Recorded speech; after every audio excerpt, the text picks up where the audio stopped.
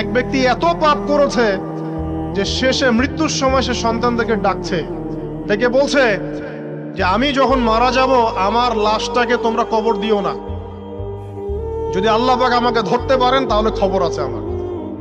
কি করতে হবে?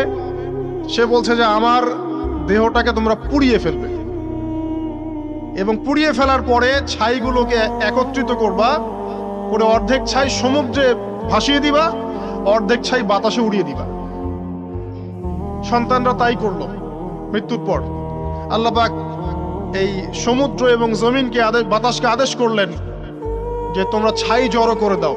আর মানুষ আর জিন আল্লাহর কথা না শুনলেও এই প্রকৃতি আল্লাহ পাকের কথা শোনে। বিজ্ঞান বলে প্রকৃতি থেকে সব হচ্ছে। কি প্রকৃতি? প্রকৃতি কি, কাকে বলে? মানুষকে আল্লাহর ইবাদতকে বাদ দিয়ে প্রকৃতি পূজায় নিয়ে গেছে। এই পুরো প্রকৃতি আর মহাবিশ্ব এক